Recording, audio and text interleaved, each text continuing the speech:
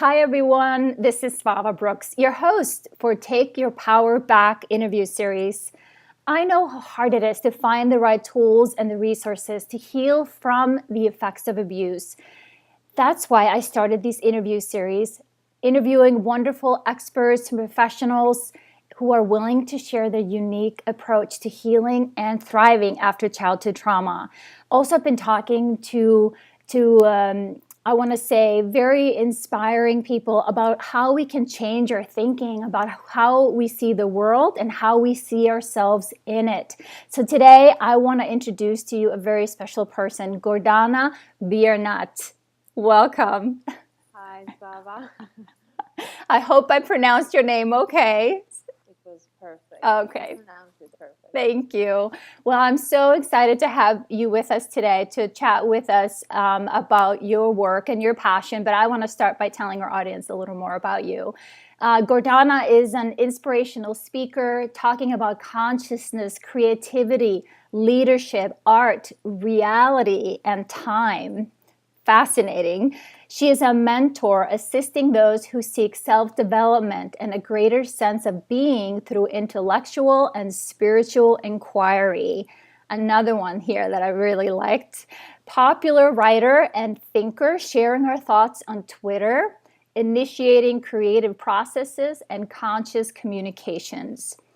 Gordana holds an MA in art history, art sciences, psychology, cognitive psychology, communication, and media. And when not on assignment or out chatting with people like us, right, Gordana enjoys her life, her family, series reading, food, and great wine. Thank you so much for being here with us again.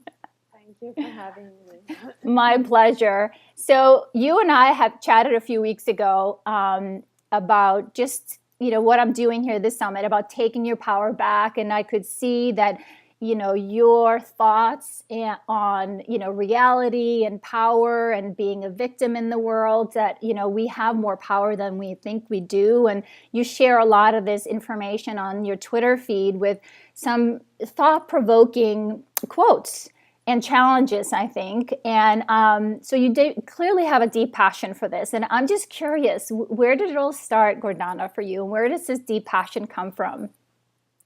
Well, Swava, it's very hard for me to say where it comes from because it's always been there. So it's like describing water to a fish. It's very hard for me to say. I do remember things when I was a child, things that were not usual for 10-year-old child to experience, for instance, because I was born into a family that was not functional the way other families are.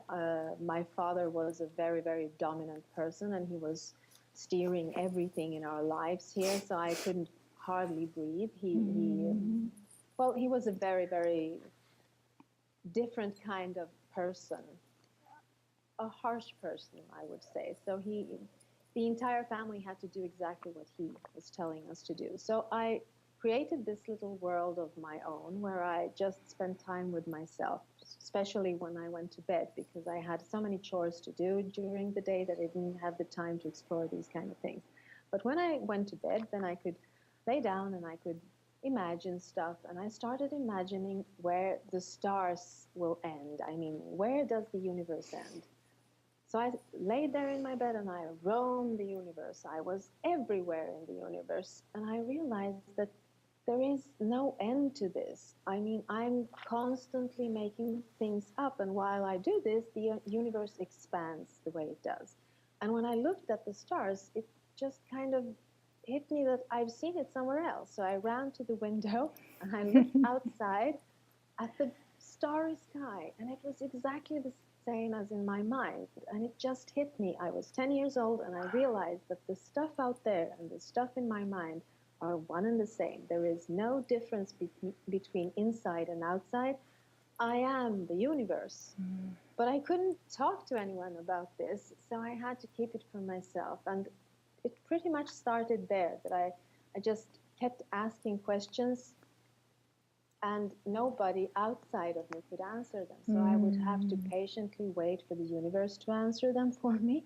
And the universe always did, answered every single question I had. I got the answer from within. So this passion to talk to people about the power they have, it really comes from my childhood, and it has always been there, because I know that everything we need to know comes from within. It will never come from the outside. It just appears that way, but it always comes from within. That's beautiful. And this is, I heard you share this story in a radio program recently, and I love it. And I think it really says so much about our potential and our abilities as humans. And we just forget, especially when bad things happen to us, we get disconnected from this truth about ourselves. And this is why I wanted you to be on this program, featuring, we are talking about taking our power back. And you just summed it up for us. You really, when you go inside and ask the right questions, right, you do get the answers that are right for you. That is true. There are other things that maybe I didn't do them as a child, because it's very hard to do things as a child because you don't have this control over your life. That's right. Adults have the control in their life. So it's easy to believe that is the way reality works. But it's not, because when you grow up, you can go back into a memory and look at it from a different perspective and change it. And I'm not saying that you should lie to yourself, but you could look at it from a grown-up's perspective, as I did as a child, for instance. As a grown-up, I saw myself from that perspective, and I could see my own strengths, even though I felt that I wasn't strong in that particular memory. I could see it as a strength. And I feel that all of us can do that. It's like picking out the raisins from the cookie, leaving the cookie but eating the raisins. You can do that with your memories. You can just pick out the good stuff, the things where you can see yourself as a strong person, where you can see yourself as the one in control or the one who knows better. And then just bring that into your now moment and use it to realize what power you have and what kind of control you really do have of your own reality. So in a way, you can almost control your past by revisiting it and changing it in the now. Yes. And that's one of the provoking thoughts I have on my Twitter feed, that you can change your past. And people go, how can I do that? Well, you can if you choose a perspective, not choose to change it, but to change the perspective where you're looking. Yes, and maybe your attachment to it, the emotional connection, which is so often what keeps us back in there. And so that's what I wanted to ask you. I'm sure people tell you, no, I can't do that. I feel awful. I feel terrible. I was victimized. I mean, and what do you suggest to people to kind of get past that resistance? Or why is it the resistance? Is this something that we even need to get past? Well, you do need to get past it, because that is one of the motivators in your life. Because what motivates me, for instance, the minute I realize that I am the creator of my reality, there is nothing else outside of me that can change that. I mean, that is true power, to realize that you are the creator of your own reality.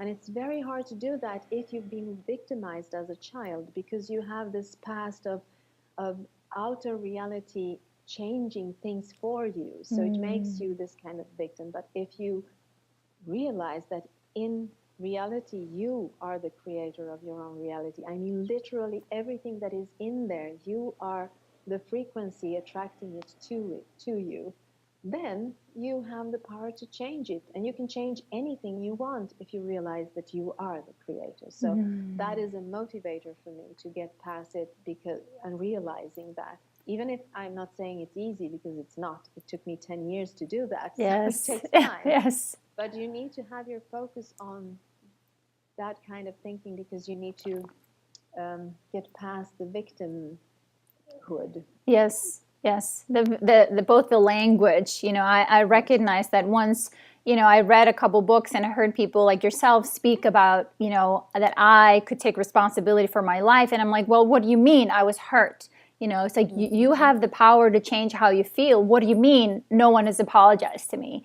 You know what I mean? I wanted those things from the outside, but I was never going to get them And so I started challenging my thinking by surrounding myself, reading books like, and following Twitter feeds like yours. It's like, okay, I needed something to change that victimhood, that victim thinking, and then recognize, when I feel overwhelmed, it's something from the past pushing back into the surface. Like, no.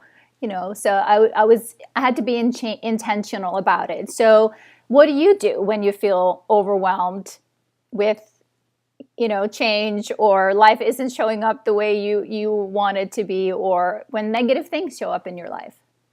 Well, I actually, when I look at reality, I see it as energy, because all scientists would say this: everything is energy. So if everything is energy, that means that it is different frequencies.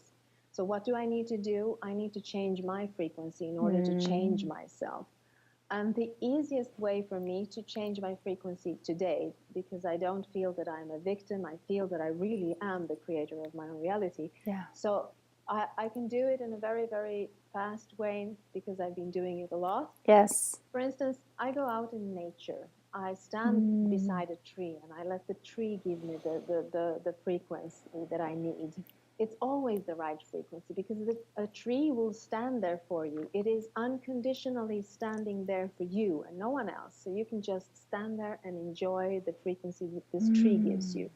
And it might sound very, very simple and blunt, but that's the way I feel. That when I go out in nature, I really, really reconnect to my true source and my true frequency. The other thing I do is that I spend time with people I love and people I trust.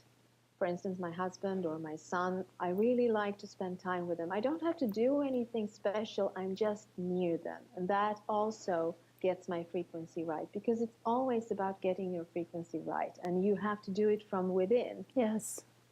So you have to choose things that will make you happy. And it sounds really very simple, and it is that simple. Yes. But you have to do it. You have to act on it, not just think about it. You have to act on it and really, really do it. So find people you love, or go out in nature, or just put on something funny and watch it and laugh, because that's the way to change your frequency. And gradually you will become a master of changing your own frequency. Yes. And you can be happy whenever you want, because you are the only one that can make yourself happy. And I realized that when my mother-in-law was passing away, and she meant really a lot to me. She was like a mother to me. I felt helpless. I couldn't do anything because she was dying, and I could not stop that. So that was an obstacle I could not change by changing my own frequency. And I realized that there are two things in our lives that we cannot change, and that is life and death. And everything in between that is in your power to change your frequency and change things the way you want to do. That's how this reality is designed, for you to use your life in order to evolve. And the other thing I understood was, when I was looking at my husband and he was really very sad, I couldn't help him. I could not help him, because you need to do it yourself. I could be there for him. I could give him love in order to make it easier, but I couldn't make him happy.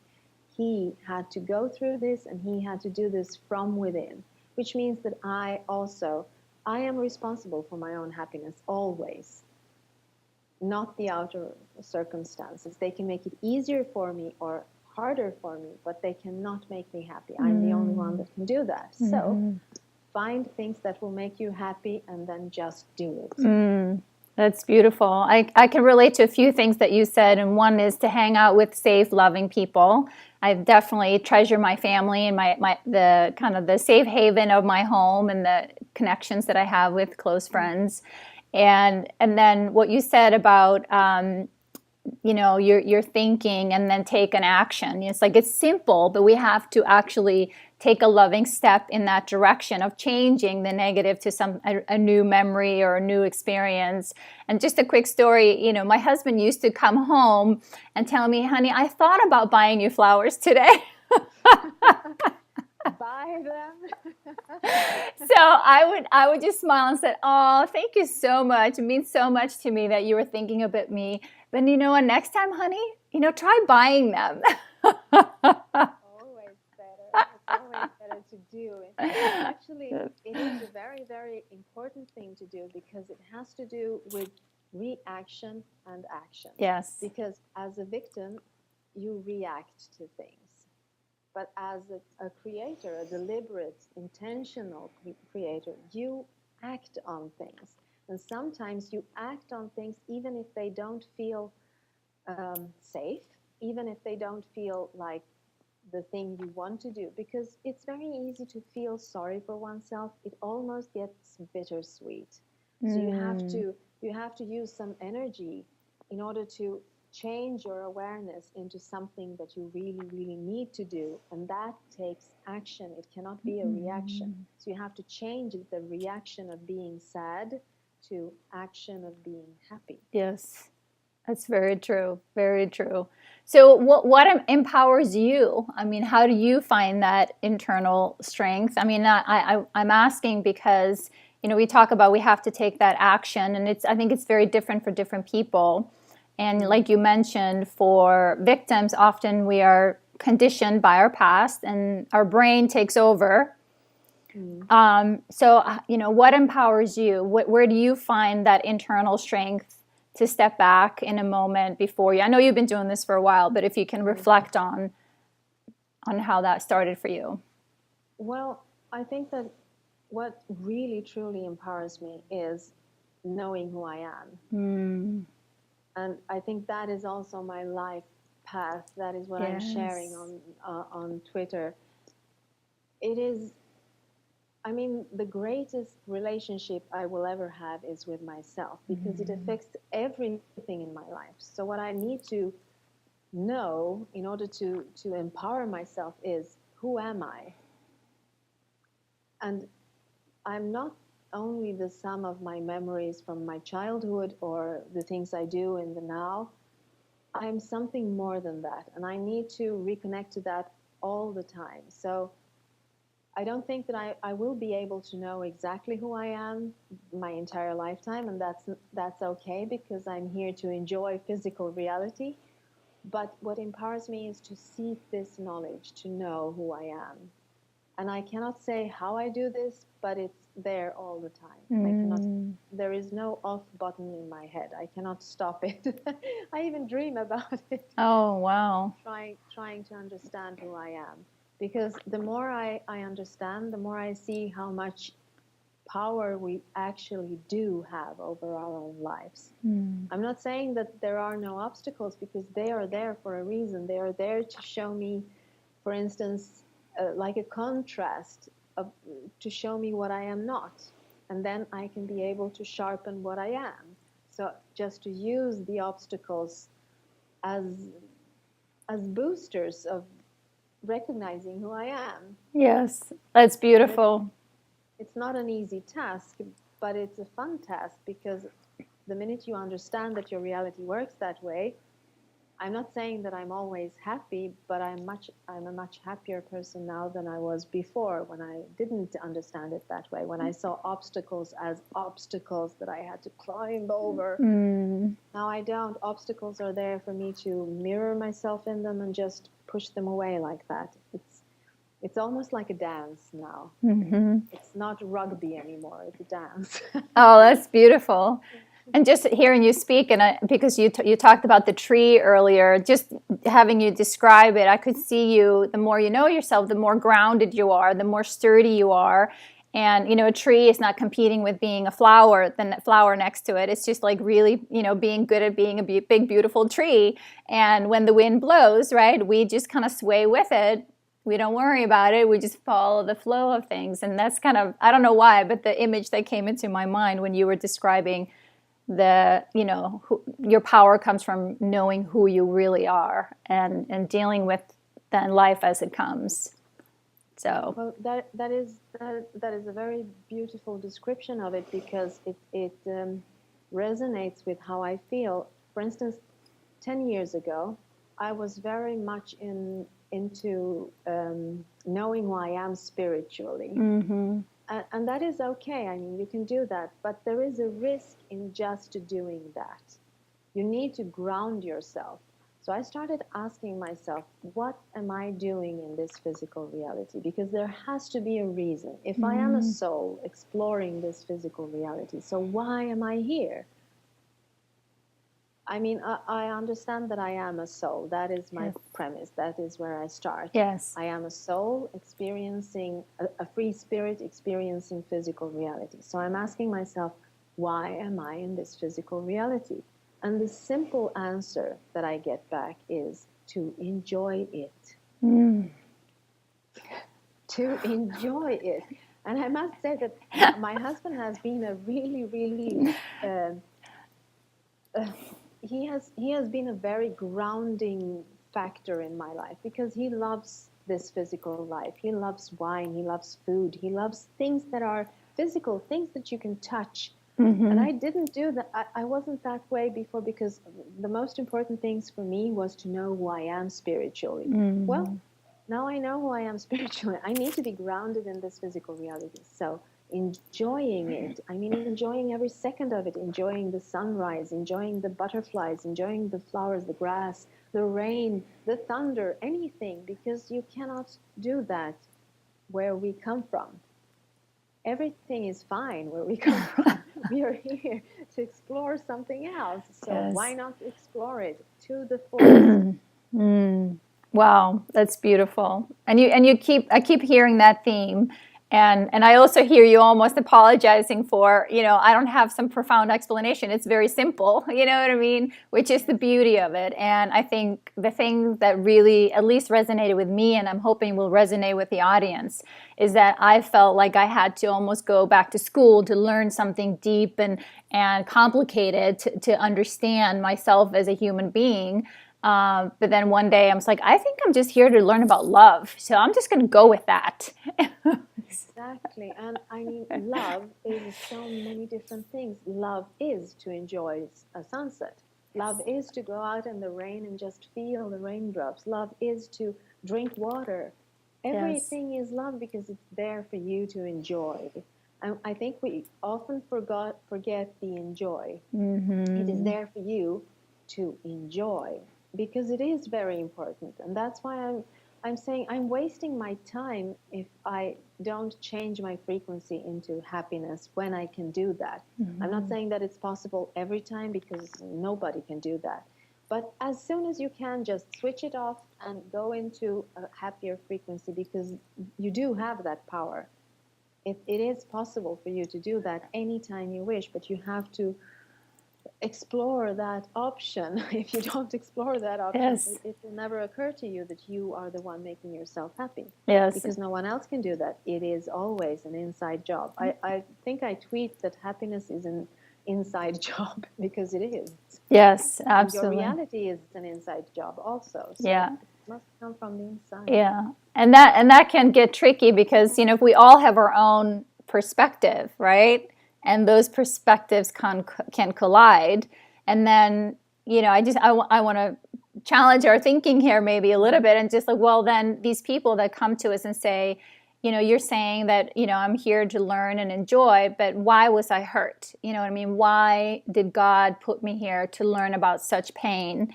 And, what do you say to that? It's like, why? There can't be anything good and great out there if I'm being put through such hardship. Well, that is a very easy way to look at it, because I do understand why you look at it that way. I've been there myself. I'm asking myself, why in heaven's name did I get parents like that? Yes. I must have done something terrible in my previous life. That's what I was thinking for a while. But it's not true, because the minute you jump out of that victimhood, you can see it from a different perspective, from a higher perspective. Maybe there is some kind of agreement between everyone in the family where you live, so that you can help each other. And sometimes that does not work out. And I think that, for instance, in my own case, I know that I wouldn't be the person I am today if I wouldn't have had the past I had. I would probably be an arrogant person, maybe, or something. So maybe I needed to explore things to make myself more humble. Maybe. I don't know. It's very hard to say why. Yeah. But I think that if you dwell too long there, you will not get an answer and you will stay there. Yeah. So you need to just let go of it and push past it, because if you dwell too long in it, it will hurt you. So maybe the lesson is not to dwell too long, not to judge too much, just leave it and go back when you can and change the things that we talked about before, the raisins and the cookies. Yes. just take the good things about you there and leave the rest. If it's not working for you, if it's not good for you, then leave it there. It's not for you. You're supposed to take the good parts, even if there are 2 or 3 of them for your entire childhood. Just take those 2 or 3 and just use them. Yes. In order to see your own strength. It's a very hard question, and I don't think that we will find an answer to it. But while at the minute you are over the victimhood, you can see it from a different perspective, because you can start even seeing the persons that were not good to you as victims. Yes. It's easier for you than to pass that. It is a hard question. Yes. Hard question to answer. Yes. Well, I appreciate it, because I know, some of our audience may think, well, this is all fine and good, but you know what I mean? And then go back to that. But so I love your perspective. It's like you have the cookie, you can pull out your pieces. You're here today. You are a loving human being. You have the same choice as you and me to look around you. What a beautiful sunset. What, lovely people, great park. Start to feel gratitude for the little things that you have and look at yourself. And ultimately in the mirror, it's like, I love me and I'm proud of who I am. And look at how strong I am. I've made it. And just build on that. Yes, because what you're saying here is, I said earlier that everything in the universe is energy. I mean, our thoughts are energy, our bodies are energy, everything is energy. And the universe out there is also energy. I mean, the quantum field is there, vibrating, filled with everything. So if you are on a specific frequency, then the quantum field or the things that are outside of you will answer to that frequency. So if you stay in a very, very victimized frequency, everything else will become invisible to you. You cannot see it because you're putting your awareness there. And where you put your awareness, that is what you will see. So in order to see something else, you need the action of actually changing that vibration so that it will become more open to you. I mean, fear will do this to you. While happiness will open up, so you will see more things. You will see even the bad things when you're happy, but they won't affect you in the same way. Yes. When you have fear or a victim way of looking, you will look at it like that, and you will not see the good things, even though they are there. Yes. You will not be able to see them. So in order to enable yourself to see them, you have to feel them first. And it is, I'm not saying it's easy, but it is worth a try. Yes. It's a challenge because it's a new muscle, right? It's like going to the gym. We want to get into shape. We can't just buy the membership and not go, right? That doesn't change anything. I have to go and practice and add to the level of strength and raise your, frequency and be more mindful of, I am a good person. I deserve good things in my life. And I like what you did here. It's like it's hard to see in the dark, right? It's hard to see when the lights are off, but it's like you just flick on the light and put some positivity and some love and some gratitude in there. All of a sudden, everything gets brighter, and you start to see the impossible as something possible, that you have the power to change. So. Well, I love this conversation with you, and I know we could go on here forever, but I just want to touch upon, I want to end up on love. It's like you tweet a lot about love. Like, what's your favorite, or the thing that you feel like people respond to most when you put out a tweet out there regarding love? Can you think of any? Uh, well, I do a lot of love tweets, so Yes. there are a lot of love. But I usually say love is the goal for your soul. That Mm, is the one that they really like. And another one is dream your life and live your dream, because mm, it actually sums up everything we have talked about. When I say dream your life, that is visualize your life the way you want to have it. Think about the good things you want in your life. Spend some time doing that. Think about what you want in your life, not what you don't want in your life, because that's two different frequencies. mhm. So, dream your life, live your dream is a really good one. I love that one. Yes, that's courageous to It do, is. right? That's It is, beautiful. but it's the only way to do it, I That's think. right. That's Be right. courageous. Yes, be courageous because you're here. That's what you're here for, right? To enjoy and be courageous and have this unique experience of the human body and the physical environment. So I want to make sure we tell our audience where they can come find you and where they can listen to you or read about you or join you. Where should we send them? And I will have a link underneath this video as well. But where do you want to Well, send them? the best place to send them, because that they will find all my thoughts there, is to my Power Talk on Twitter. Mm-hmm. I really do have a lot of people following me there, and I put out tweets every day, and they're really truly empowering. So I would like them to go to my Power Talk at Twitter, but they can also go to my site, which is mypowertalk.com, where I put out a lot of blogs and other things. They can find other interviews I've done and a lot of other things about me. So mypowertalk.com and mypowertalk at Twitter. That's where they find me. That's awesome. And I do hope our audience will do that and start to listen in and just go in maybe once and twice a week and write down your tweets and just kind of sit with it and see what happens. And I know that you respond to people on there if they have a question or a comment on your tweets. So it's very interactive. So that's great. But I just realized we didn't in our introduction mention that, I feel like we have some connection because we're both from Scandinavia. Yes, we are. I'm sitting in Sweden. That's right, exactly. I'm in California right now, but born and raised in Iceland, so that was a very special connection we had as well. So I just wanted to mention that. So a little shout out to our Scandinavian friends. yes, exactly. So thank you, Gordana, so much for your time, just your beautiful energy and your heart, and it really resonates what you say because you make it sound so simple, which also to me personally makes it believable. When people start to wrap a lot of words around things they say, that they kind of lose me. I'm like, that's too complicated. That's too complicated. So I really, really appreciate that about you. So thank you, and for the important voice you have in the world. Beautiful. Thank you so much for having me, Spotlight. I enjoyed it immensely. Thank you so much. Thank you again. And I want to remind our listeners to go visit Gordana. I will put a link to her Twitter page underneath here. And also you can find more information about her in our bio.